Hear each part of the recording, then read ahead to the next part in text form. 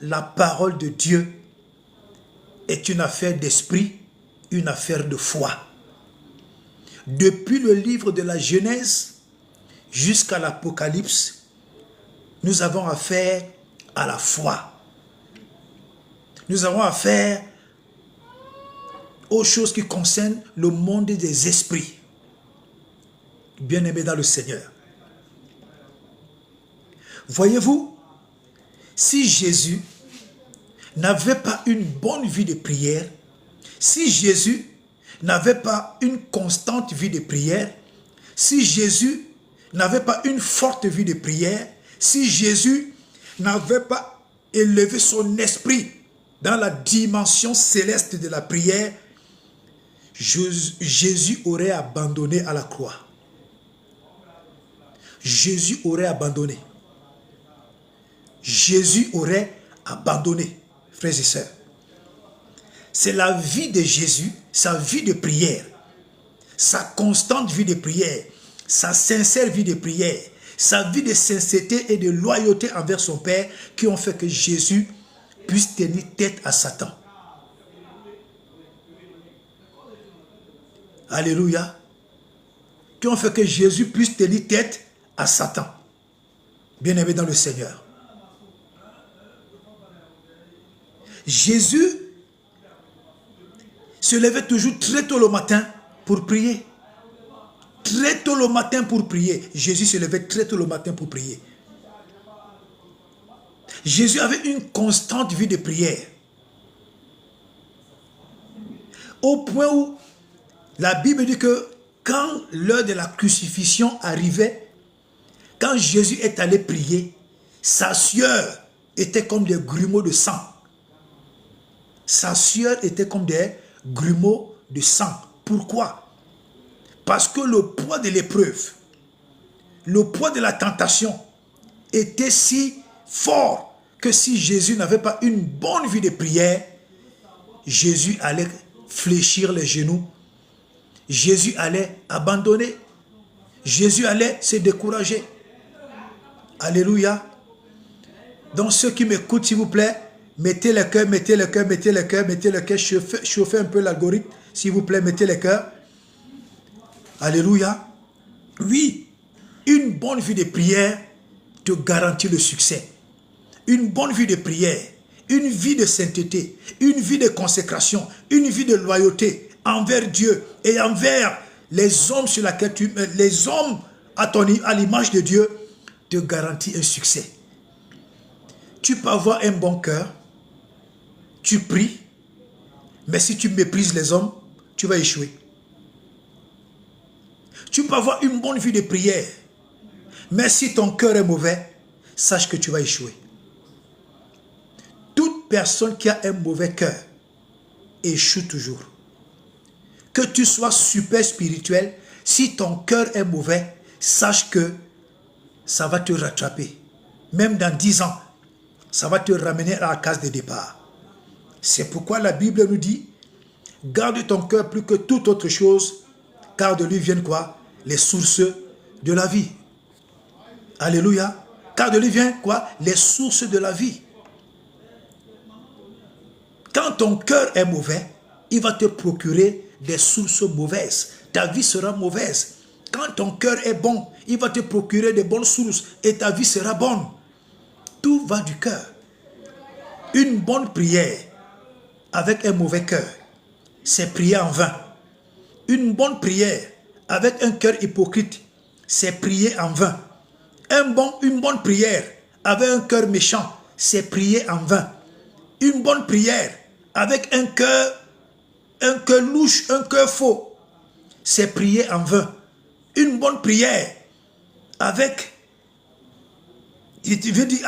des mauvaises intentions, c'est prier en vain. Frère, c'est l'état de ton cœur qui motive, qui encense, qui enflamme, qui impacte ta prière. Bien-aimé dans le Seigneur. Alléluia. Donc, frères et sœurs, la vie de prière est très, très, très importante. Très importante la vie de prière. Voyez-vous, je vais lire un passage de l'Écriture, Matthieu 11, verset 12. Matthieu 11, verset 12, il est écrit, « Depuis le temps de Jean-Baptiste jusqu'à présent, le royaume des cieux est forcé, et ce sont les violents qui s'en emparent. » Donc, pour que tu t'empares du royaume des cieux, pour que tu t'empares des bénédictions qui te reviennent, pour que tu t'empares des choses qui concernent ta vie, pour que tu t'empares de ce que le diable t'a volé, il faut être violent dans la prière. Il faut être violent dans la prière. Tu n'es pas violent dans la prière, ce monde va te phagocyter, ce monde va te bouffer. Tu n'es pas violent dans la prière, ce monde va te détruire. Tu n'es pas violent dans la prière, ce monde va t'écraser. Tu n'es pas violent dans la prière, ce monde va te broyer. Tu n'es pas violent dans la prière, tu resteras un bébé spirituel. Il faut avoir un bon cœur, 2, des bons mobiles, 3, avoir une vie de prière permanente, 4, prier avec ferveur, être violent dans la prière, pour que tu aies accès à ces grandes choses que Dieu t'a réservées. Alléluia. Je vais lire le deuxième passage et nous allons continuer. Le deuxième passage se trouve dans Éphésiens 1, le verset 3. Béni soit Dieu, le Père de notre Seigneur Jésus-Christ, qui nous a bénis de toutes sortes de bénédictions spirituelles dans les lieux célestes, en Christ. Alléluia.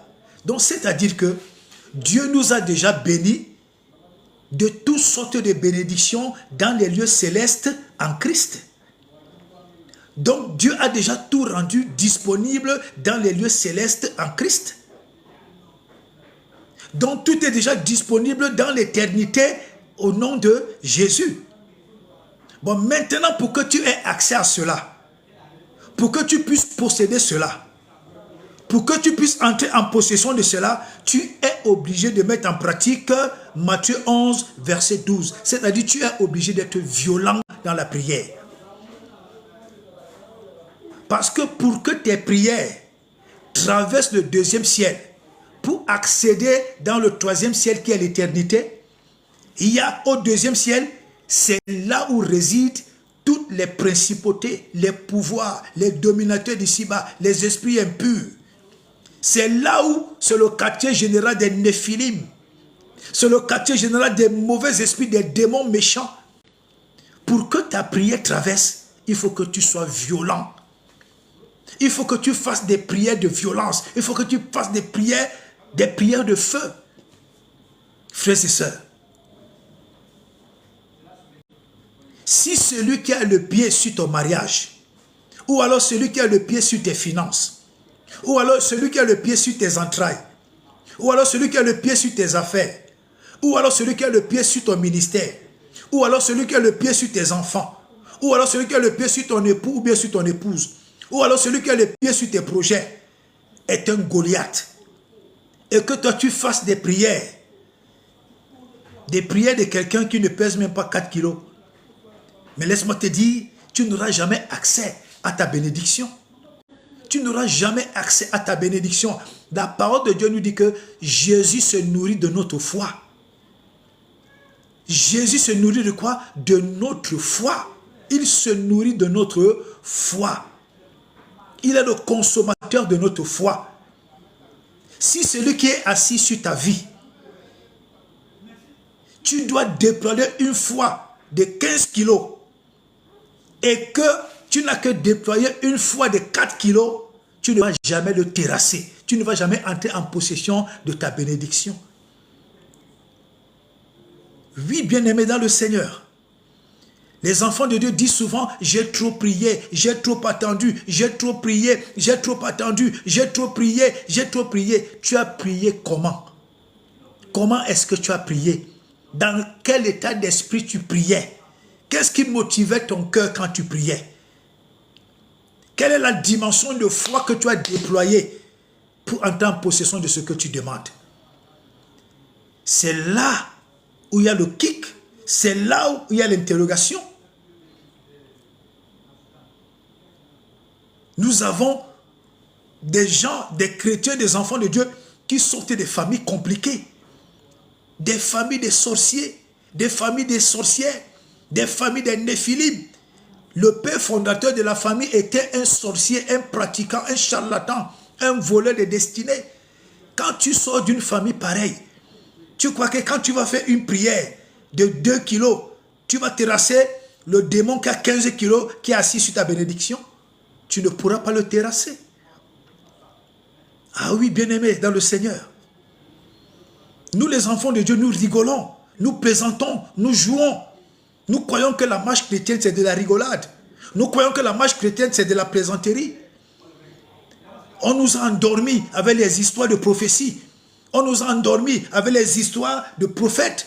On nous a endormis. Je ne dis pas qu'il y a les mauvais prophètes, il y a des bons prophètes. Il y a des bons prophètes. Il y a des sérieux prophètes. Mais je veux dire, la majorité, à 99%, ce sont des faux. 1% sont des vrais. Et les 99% de ces faux prophètes ont pollué l'église, ont détruit l'église, ont bousillé la vie de beaucoup d'enfants de Dieu. Ils les ont endormis avec les histoires de prophétie. La prophétie ne te fait pas grandir spirituellement. La prophétie ne bâtit pas ta marche dans la foi. La prophétie ne te façonne pas dans la foi. La prophétie t'imbécilise. La prophétie te rend con. La prophétie te rend nul. La prophétie te rend bébé. La prophétie te rend un enfant tout fait. La prophétie ne te donne pas de la maturité spirituelle. Tu peux beau réciter les versets bibliques, ça ne voudrait pas dire que tu as de la maturité spirituelle. C'est ça qui nous trompe aujourd'hui. Parce que certains enfants de Dieu, ils récitent des versets bibliques, des Genèse Apocalypse, ils croient que c'est de la maturité spirituelle. Mais non. Non. Si celui qui t'enseigne, l'apôtre qui t'enseigne, l'archevêque qui t'enseigne, le bishop qui t'enseigne, le pasteur qui t'enseigne, ton encadreur spirituel, lui-même c'est un naïf, sache que tu vas rester un bébé spirituel. Ce n'est pas parce que tu t'appelles bishop que tu penses que tu as de la maturité spirituelle. Tu peux être bishop, tu peux être archibishop, tu peux être un révérend, tu peux être un homme de Dieu qui récite les versets bibliques et être un naïf spirituellement. Un vrai naïf. Bien-aimé dans le Seigneur. Frère, nous sommes dans un monde qui ne nous fera pas du cadeau. L'année 2026 est une année extrêmement dangereuse. Tu n'es pas violent dans la prière, tu vas périr. Tu n'es pas fort dans la prière, tu vas périr. Ta vie de prière n'est pas élevée, tu vas périr. Tu n'es pas un géant dans la prière, tu vas succomber à la tentation et tu vas périr.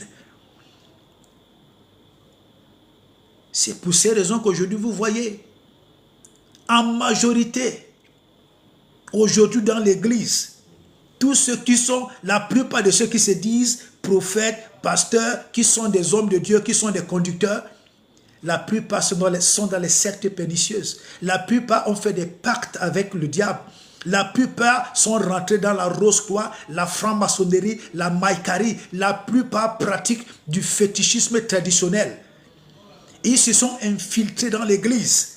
Ils jouent au galant, ils jouent au beau, ils jouent au riche, ils jouent au richissime. Pourtant, ce sont des serviteurs du diable infiltrés dans l'église pour bousiller des destinées, pour détruire des destinées, pour totalement désorienter les étoiles des multitudes. Alléluia. C'est pourquoi je vous dis toujours, ne vous faites pas berner par la beauté d'un pasteur. Ne vous faites pas berner par le véhicule d'un pasteur. Ne vous faites pas berner par la cathédrale d'un pasteur. Ne vous faites pas berner par la beauté de sa cathédrale. Ne vous faites pas borner par son français. Ne vous faites pas ne vous faites pas berner par son élégance. Ne vous faites pas berner par son éloquence, frère. Sinon, tu vas mourir avant ton jour. Ne vous laissez jamais impressionner. Ne vous laissez jamais impressionner. Ne soyez pas baptisés par le complexe d'infériorité. Vous allez être détruits avant le temps. Que ceux qui m'écoutent mettent des cœurs, s'il vous plaît. Que ceux qui m'écoutent mettent des cœurs, s'il vous plaît. Alléluia. Donc, j'interpelle la plupart de vous en ce journée de prendre leur vie de prière très au sérieux. Très au sérieux. Les enfants de Dieu pensent que parce qu'ils ont Jésus, s'ils ne prient pas, tout va aller à merveille. Mais vous vous trompez.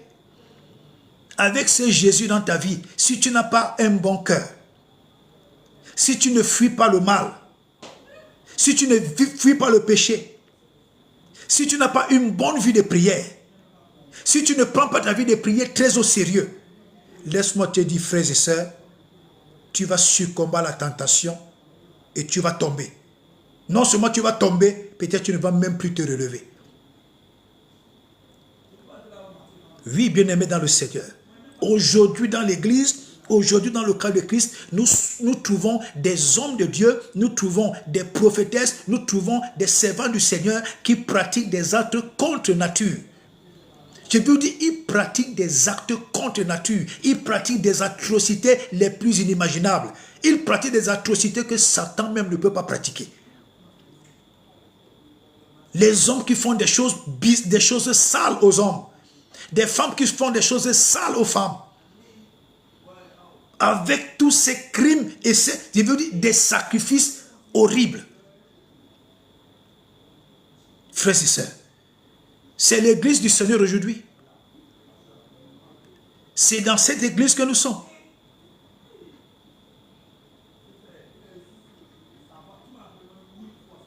Alléluia. C'est dans cette église que nous sommes. Frères et sœurs, une église pleine d'atrocités, une église pleine de pasteurs méchants, des hommes de Dieu méchants, des hommes de Dieu sataniques, des hommes de Dieu impudiques, des hommes de Dieu, ou bien c'est adultérien ou c'est adultère, je ne sais pas comment dire ça, des hommes de Dieu horribles. Mais quand vous les voyez au regard, ils sont beaux, ils sont galants, mais ce sont des tombeaux blanchis. Ce sont des tombeaux avec du marbre dessus. C'est de la pourriture.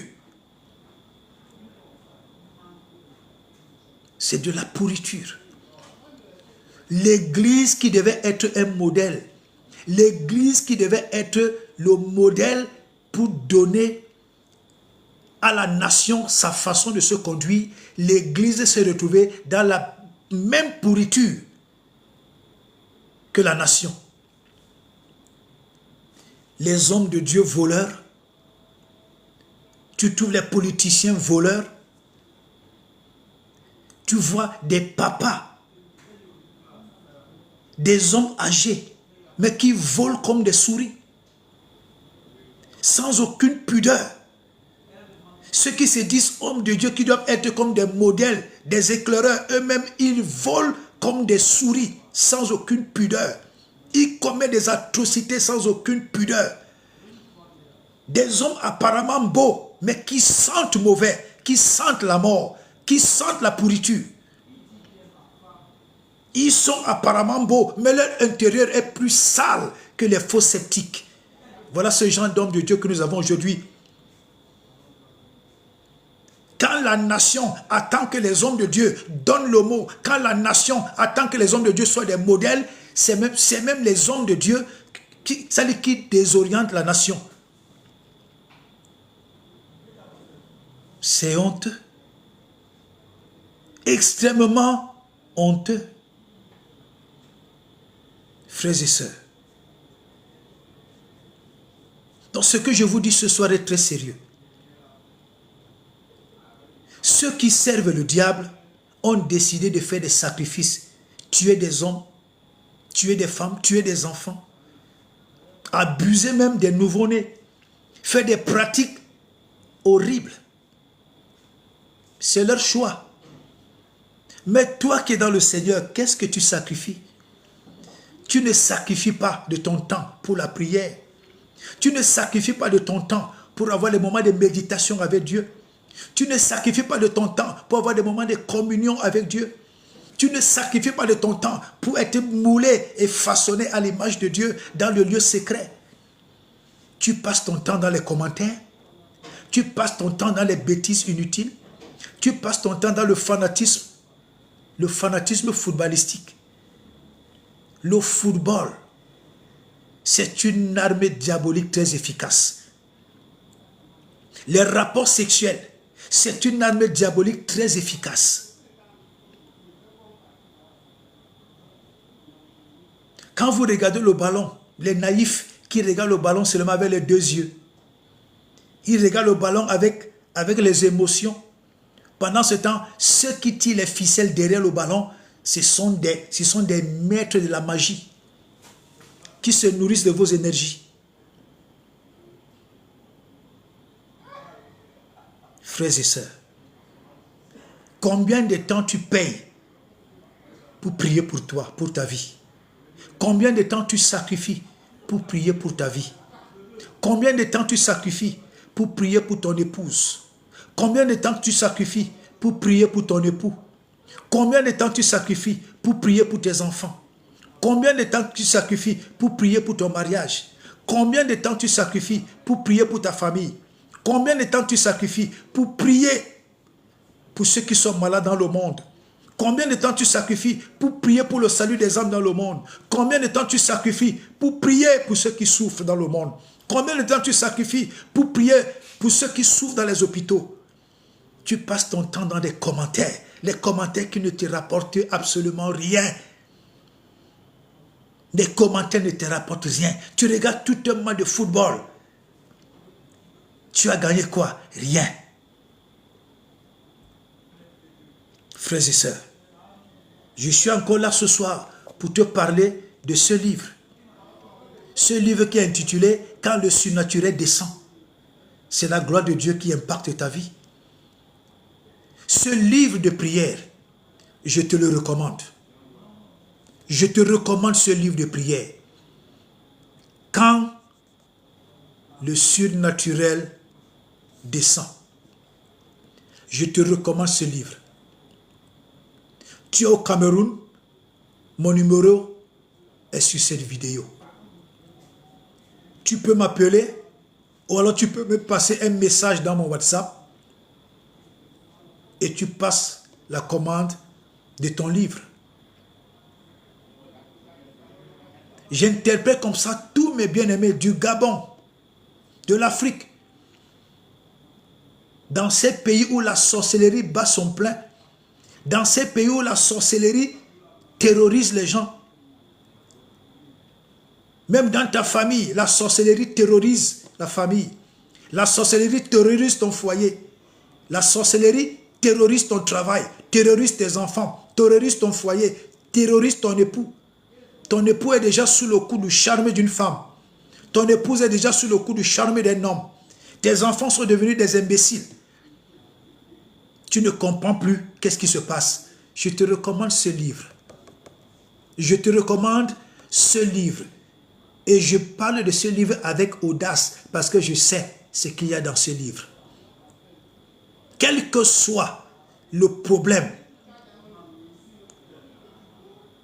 qui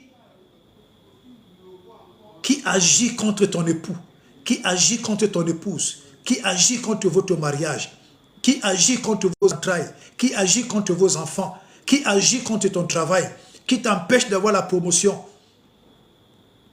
Quel que soit le problème de maladie dont tu souffres, quel que soit le blocage, l'envoûtement, quelles que soient les nourritures, les repas de nuit, quelles que soient les couches de nuit que tu as connues, je dis quel que soit le problème, ce livre-ci, tu trouveras la solution à l'intérieur. Tu trouveras les sujets de prière. Et tu seras délivré de la situation. Je dis quel que soit le problème. Enfant de Dieu, chrétien comme non chrétien, ce livre est le livre de l'heure. N'hésite pas à passer ta commande. Il sera bientôt à la diaspora.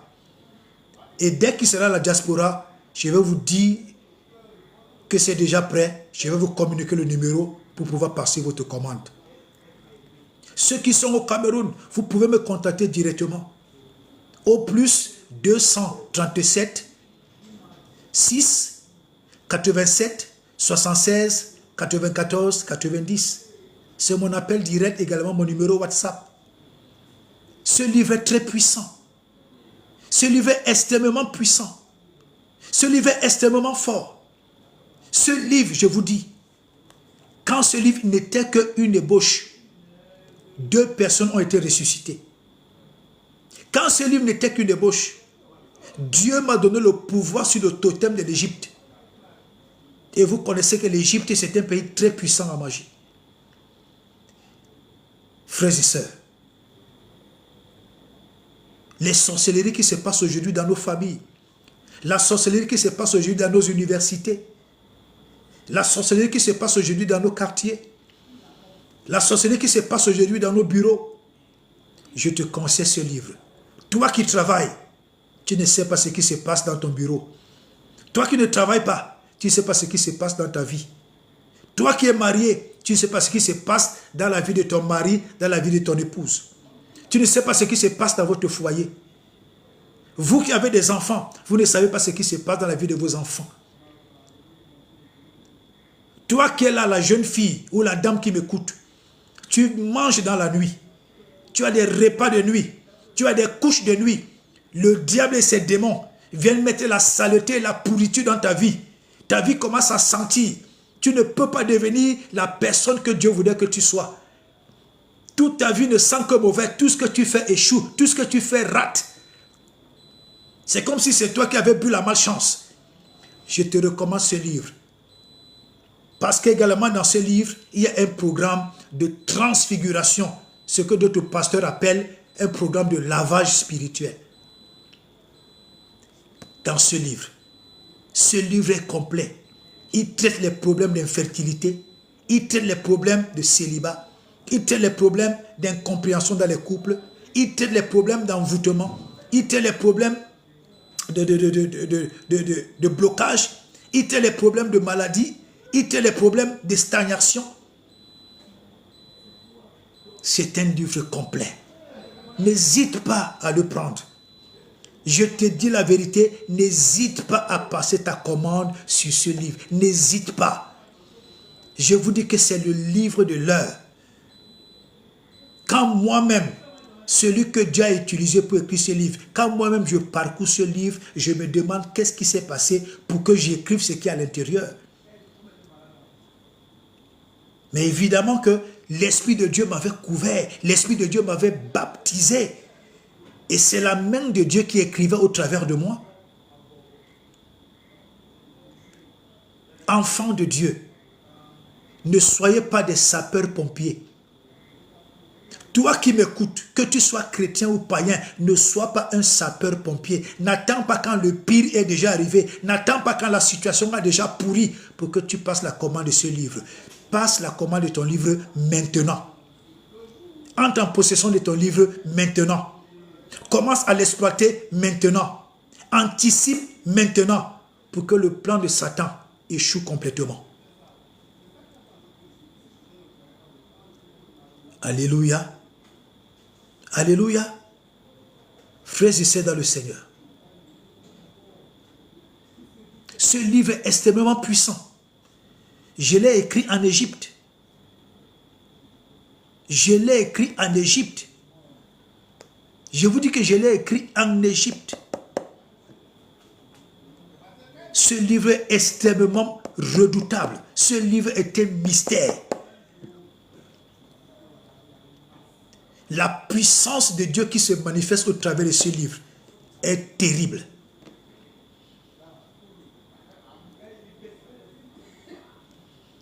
Alléluia. Alléluia. Oui, bien-aimé dans le Seigneur.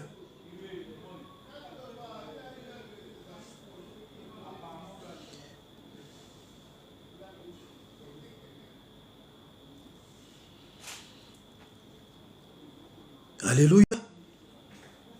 Oui, frère. Ce livre est redoutable. Je vous dis que ce livre est redoutable. Redoutable ce livre.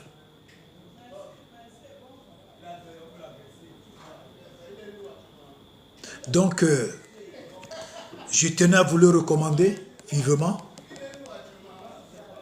Vraiment, que Dieu vous bénisse abondamment.